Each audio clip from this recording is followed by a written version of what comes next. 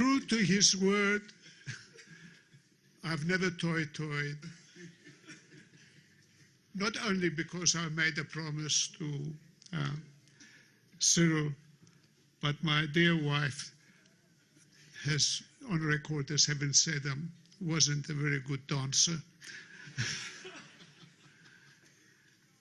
The Constitution Committee appointed, we had been working on it and debating it with Lawyers for Human Rights and other organizations.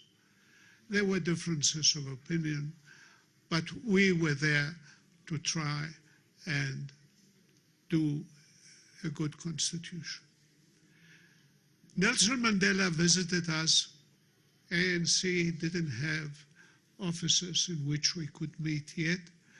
We met in a boardroom of one of the cheap hotels in the center of Johannesburg, and unexpectedly Nelson Mandela turned up and said, "Thank you very much for the efforts that you have made. As the leader of the organization, I want to ask you to put together a constitution which is good for South Africa as a whole and not only good for our organization."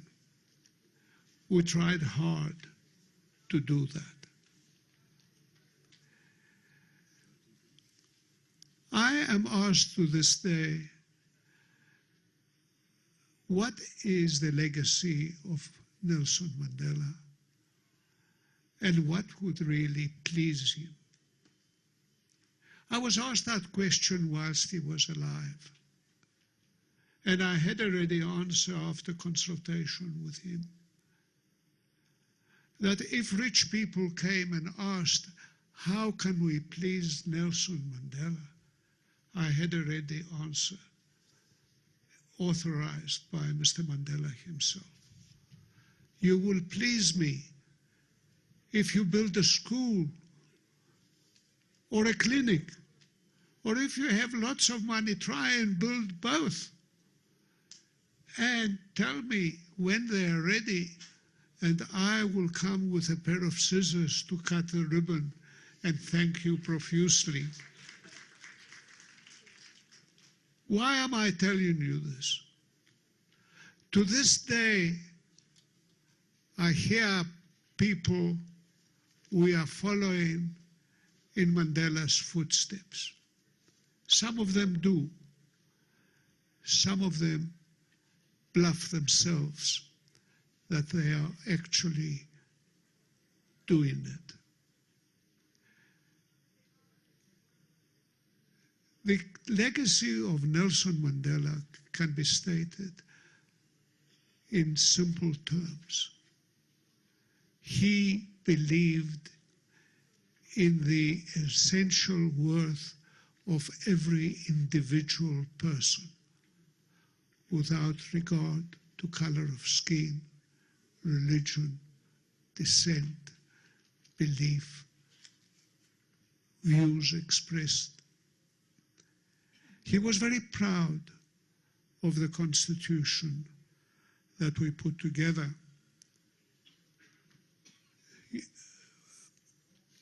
Also, he was very proud of the 11 judges that we appointed to the Constitutional Court to be led by one of his lawyers, Arthur Chaskelson. And he came to the Constitutional Court on the day of its opening, sat with the judges, or justices as they prefer to be called, on the bench. And you know, Nelson Mandela had a sense of humor, but he never laughed at his own jokes. He said, the last time I was in court, I had come to hear whether I was to live or die. And I'm pleased to be here for a different purpose today. Thank you for inviting me to declare you duly appointed justices of our Constitutional Court.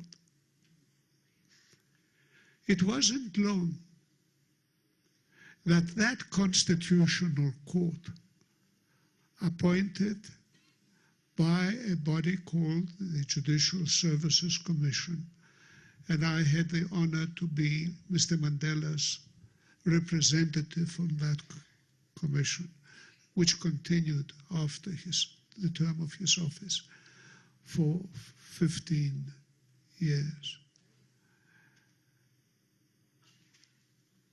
Rejected the constitution that we had written together with other representatives of various parties and piloted by Cyril Ramaphosa through Parliament. We failed unashamedly. I got a scolding from a couple of the judges. Here I was representing the government of South Africa, asking that this constitution should be confirmed. And the exchange that took place between me and a couple of the judges led to a placard in one of the newspapers the next day. Bizos clashes with judges. It gave an opportunity to the people of South Africa that the Constitutional Court was not there to be under the control of the leading party. It was independent.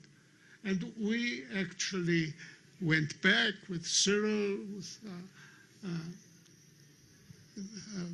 then Deputy President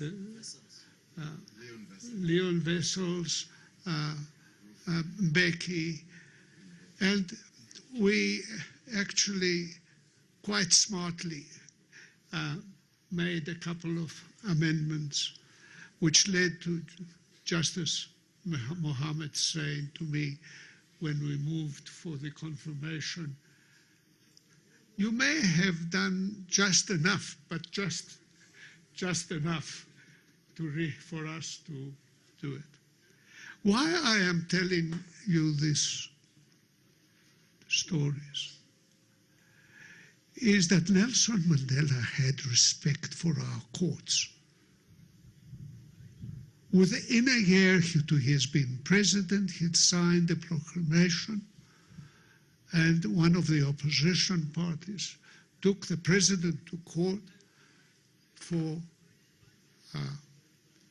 signing a declaration as president, and he did not have the authority to do it, and the Constitutional Court found that it was not for the president, but for Parliament to pass such legislation, and the court declared it unconstitutional. The judgment was given at 9:45. At the 11 o'clock news on the SABC, Nelson Mandela hurriedly found himself at the studio to say that he was disappointed that he had made a mistake as to what his powers were. He wanted to apologize to the people of South Africa for the mistake that he had made, but it was more important for him to say that he and his party and his government would obey the decisions of the court. This, I think, gave an indication to the opposition parties that the fears that they had of the Swart Gevaar, everybody knows what that means, the black danger that the Constitutional Court was going to protect the personal rights of everybody in the country, irrespective of who they were. It didn't matter how rich they were or how poor they were. It had to be in accordance with the provisions of the Constitution. I am concerned with the attacks on the Constitution by some politicians, by some other people who have not read it, have not understood it, and do not respect it. We are told that we must have a referendum and that we were wrong when the Constitutional Court of 11 judges unanimously held that the right to life belonged to even the worst of us. Those are the words in the judgment of the Chief Justice, Arthur Chascals. And they say, well, let's have a referendum because the majority of the people of South Africa want to put an end to criminality. They forget that the 11 judges asked the 8 prosecutors that were representing the prosecutions, is there any evidence anywhere in the world that life imprisonment for serious crime is a lesser deterrent than the death sentence? They say they hadn't considered it and they couldn't find any evidence. Chief Justice Chascals said, we're not in a hurry. We're going to take time to write our judgments. Try and find anywhere in the world where it has been proven that life imprisonment is a lesser deterrent than the death sentence. All 8 of them must have searched diligently, but they never found any such evidence. The question of land is a difficult question, and we do feel concerned about the injustice done to people who do not have land. Some say, confiscate it. Follow the example of our neighboring country, which I don't want to name. And they solved the land problem for their people. What happened? That the government of that country actually seized the productive farms and gave it to their supporters. And what has happened is that the economy of the country was reduced to nil. They haven't read Section 25 of the Constitution, which has some subsections which say that we don't have to pay market value. I am concerned. I've just taken a ride through the Free State in order to deliver a lecture. I don't know why they chose a village on the Lesotho border to have it. But driving, I saw the amount of fallow land. Nothing, not plowed, nothing grown, no animals, except with very few exceptions of a number of cattle and a number of goats. But they do not look at the section of the Constitution which sets out numerous preconditions as to what has to be paid to the owner. They say that they want willing buyer, willing seller. This is not what the Constitution says. They must look at the subsections. How did you get it? What taxes have you paid? what have you produced, what is the value of it to someone else, and not a fancy figure that the farmer wants to extract from the government in order to divide the land. And Nelson Mandela would be disappointed with some of the things that are happening in South Africa. He would be disappointed by the corruption. And I'm pleased to see that the exposure of it has become more frequent recently than in the past. And I do hope that the prosecuting authority will wake up and actually prosecute people who have committed serious offenses, and we don't have to wait for a decade for the guilty to be punished. And I also welcome the decisions of our court.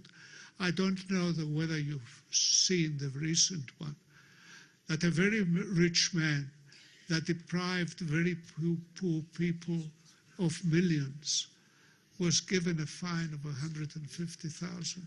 And he had, in a corrupt way, became quite rich. But the Court of Appeal said that there is not going to be justice for the poor and different justice for the rich. They changed the fine to imprisonment of 15 years.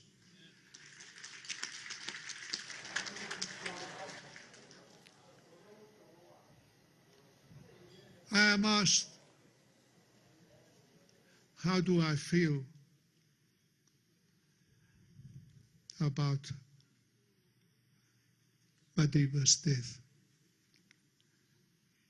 I am particularly saddened by it. Personally, it is unfortunate that I lost 3 of my closest friends within a year: Nelson Mandela, Arthur Chaskus, Nadine Gordimer.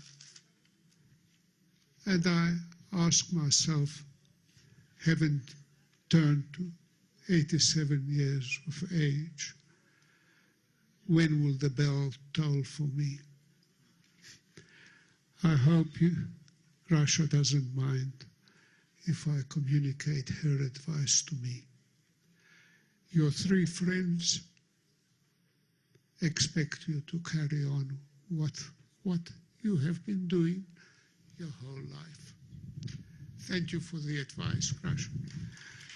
Thank you for the opportunity to address you. I hope that we live to remember Mandela's contribution to South Africa.